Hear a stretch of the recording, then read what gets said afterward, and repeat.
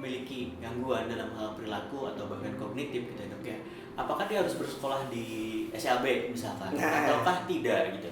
Bisakah anaknya sekolah Sekolah umum? Kalau tidak bisa, lantas sekolah apa? Nah itu semua kembali kepada banyak faktor. Ya, satu faktor bagaimana kemampuan kognitif si anak itu. Dan tidak kalah penting diagnosanya apa dulu ya?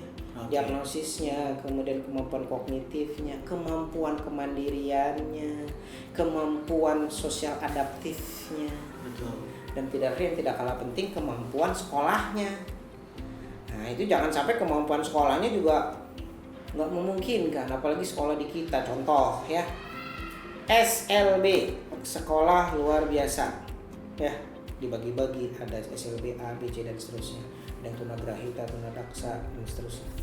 Nah repotnya adalah yang sering kita alami mungkin karena keterbatasan juga sumber daya yang ada di kita, sehingga anak dengan ADHD, dia nakal, hiperaktif, disamakan tadi dengan anak yang intellectual disability dengan kemampuan kognitif yang di bawah rata-rata. Perilakunya kan hampir sama-sama hiperaktif, dan sama-sama nggak bisa diam, sama-sama membuat mungkin kacau ya dalam tanda kutip di kelasnya, sehingga udahlah nih di SLB aja. Nah yang terjadi apa? Ya repot. Yang anak yang SLB ini yang misalkan ADHD sekolah di SLB nggak akan berkembang. IQ-nya nggak akan maju. Betul. Karena digabung sama anak-anak dengan kemampuan IQ-nya di bawah rata-rata. Gimana bisa maju?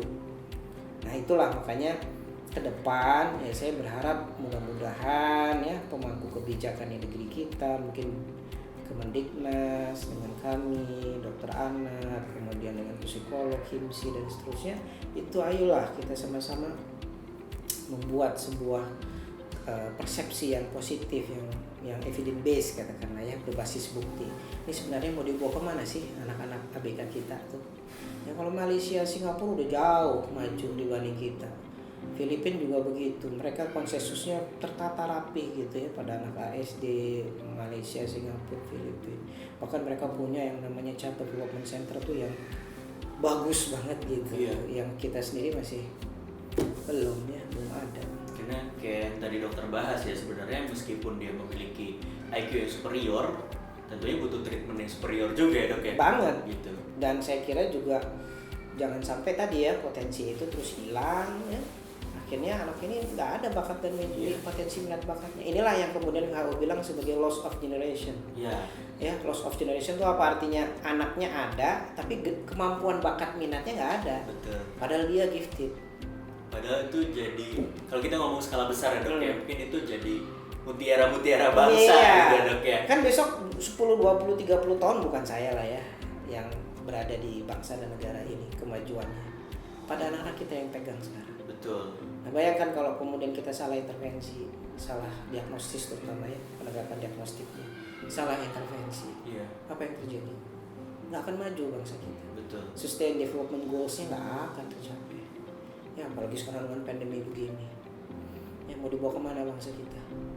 Itu semua ada di kita dan anak-anak kita yang kita pegang sekarang. Oke, kalau kita ngomongin di pergaulan dok, biasanya kan karena dengan adanya gangguan perilaku, jadi kan terlihat aneh, terus kemudian juga mungkin ada kecenderungan senang mengganggu teman-temannya saat bermain. Itu apa sih dok yang bisa kita lakukan sebagai orang tua agar tidak terganggu pola sosialisasi si anaknya gitu? Ya, jadi kembali lagi kepada kondisi yang menyertai. Ya, ada yang murni memang problem perilaku saja. Ada yang juga problem perilaku itu diikutkan dengan problem interaksi sosial. Nah, kalau ada dua komponen ini jauh lebih berat dong. Ya, kalau perilakunya saja, tapi hampir sebagian besar problem interaksi sosial itu tidak bisa lepas dengan perilaku. Ya, hampir sebagian besar ada gitu. Artinya apa? Kita harus membedakan antara kedua sisi ini. Semakin kompleks dua problem itu ada terjadi pada seorang anak, maka akan lebih berat konsekuensinya. Apalagi kalau ditambah dengan stereotyping, perilaku repetitif tadi, yang itu khas yang oleh DSM-5. DSM-5 itu adalah Diagnostic and Statistical Manual Mental of Health ya. Sekarang yang kelima. Itu disebutkan anak autism itu ada dua perilaku penting yang mendasar yang ada pada mereka. Satu, problem interaksi sosial dan komunikasi sosialnya. Dan ketiga, problem perilaku. Nah, dua-duanya ada ditambah stereotyping sama repetitif itu. Jadi lebih berat. Sehingga kalau tadi pertanyaan Mas Reka tadi, bagaimana kaitannya dengan problem perilaku pada si anak seperti itu? Maka kita akan bisa melihat pada anak autism dengan problem 2 tadi jauh lebih bermasalah, jauh lebih berat akan kita kelolanya. Betul. Dibandingkan kalau dia pada ADHD gitu ya. Nah, yang ADHD mungkin cenderung dengan dia level kognitifnya bagus atau di atas rata-rata, yang terjadi apa? Sering jahil, sering usil ya, kadang thinking out of the box gitu ya. Kalau apalagi kalau dia disleksia dengan IQ-nya di atas rata-rata, itu yang berbeda lagi kasusnya. Oke.